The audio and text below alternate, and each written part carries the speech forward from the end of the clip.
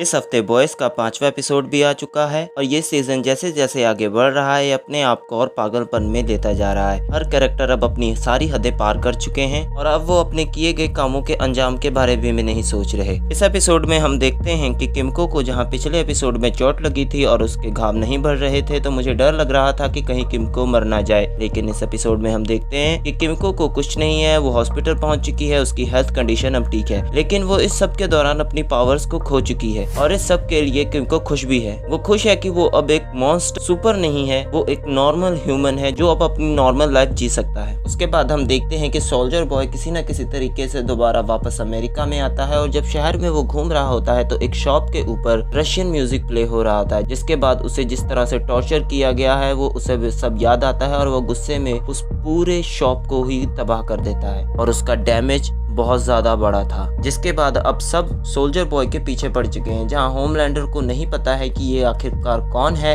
लेकिन बुचर और हुई और बाकी सबको पता चल चुका था कि ये सोल्जर बॉय ही है। वो सोल्जर बॉय को ढूंढने निकल जाते हैं। बुचर को और हुई को अब V24 की लत लग चुकी है और उन्हें पता है कि वो बहुत बड़े खतरे का सामना करने जा रहे हैं। उन्होंने वैसे ही सोल्जर बॉय को इस तरह का डैमेज करते और किमको पर हमला करते हुए देखा तो वो मेव से कहते हैं कि उन्हें और V24 चाहिए, जिसके बाद उन्हें मेव और सप्लाई करती है और वो बार बार उसके डोज ले रहे हैं। उसके बाद हम देखते हैं कि सोल्जर बॉय एकदम चिकना बनकर अपनी पुरानी कॉस्ट्यूम पहनकर अपनी गर्लफ्रेंड क्रिम्सन काउंटेस के पास जाता है उसे मारने के लिए, क्योंकि वो जान चुका था कि रशियन को सोल्जर बॉय को उठा के ले जाना और उस तरह पर इस तरह के एक्सपेरिमेंट करना, उन सब में उसकी गर्लफ्रेंड का भी हाथ था और वो इतने गुस्से में होता है कि वो अपनी पूरी गर्लफ्रेंड को जला के राख कर देता है। हमें इस पूरे एपिसोड में एक दो बार सोल्जर बॉय का फ्लैशबैक सीन दिखाया जाता है जहाँ पर रशियंस उसके ऊपर एक्सपेरिमेंट कर रहे हैं, उसे जहर एसिड पिला रहे हैं, उसकी बॉडी को काटने की कोशिश कर रहे हैं, ना जाने किस किस तरह के टॉर्चर कर रहे हैं ताकि वो भी जानना चाहते हैं कि किसी सुपर को कैसे मार सकें। और इन सब के बीच में हैरान कर देने वाली ये बात थी कि अब सोल्जर बॉय और बुचर ने हाथ मिला लिया है, वो अब एक ही टीम में है। पता नहीं उन्होंने किस तरह की डील की है, लेकिन सोल्जर बॉय बुचर को होमलैंडर के मारने के लिए मदद करने वाला है और पता नहीं कि बदले में बुचर उसे क्या देगा। रशिया में हुए जितना भी कांड था उसकी वजह से नैना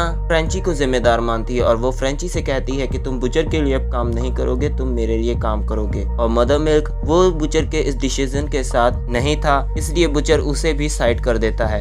अब बुचर हुई और सोल्जर बॉय एक साथ काम कर रहे हैं। इसमें सबसे ज्यादा इंटरेस्टिंग रहा होमलैंडर का पागलपन। अब वॉच कंपनी होमलैंडर के कंट्रोल में है तो वो सब कुछ अपने हिसाब से करना चाहता है। कंपनी में जितने भी होमलैंडर पर सवाल करते थे या उसके खिलाफ थे उसे उसने पूरी कंपनी से बाहर निकाल दिया। एशली को कंपनी का CEO तो बना दिया गया, लेकिन वो होमलैंडर की कठपुतली है और होमलैंडर ये जान चुका था कि मेव और स्टारलाइट ने बुचर के साथ हाथ मिलाया है मुझे मारने के लिए, इसलिए स्टारलाइट से बदला लेने के लिए उसने एलेक्स को मार दिया और मेव से बदला लेने के लिए उसने मेव को कहीं गायब कर दिया है। कोई नहीं जानता कि होमलैंडर मेव को कहां ले गया है, लेकिन वो उसके कब्जे में है। इस एपिसोड में कहानी ज्यादातर इधर उधर के कैरेक्टर्स पर नहीं जाती, सिर्फ अपने 2-3 मेन कैरेक्टर पर ही चल रही है, जिसमें हुई, बुचर, होमलैंडर है और साथ में सोल्जर बॉय भी। इस एपिसोड में हमें बुचर की और ज्यादा असलियत देखने को मिली। कहीं ना कहीं आप बुचर से इस एपिसोड में हेट तो जरूर करेंगे, लेकिन आप ये भी देखते हैं कि वो कितना कमीना बन चुका है। वो अपने मकसद के लिए किसी की जान की परवाह नहीं करता, यहाँ तक कि अपनी टीम की परवाह भी नहीं करता। मेरे लिए तो ये एपिसोड काफी इंटरेस्टिंग रहा। आपके लिए कैसा लगा कमेंट में जरूर बताइएगा और देखते रहिए नो वरीज।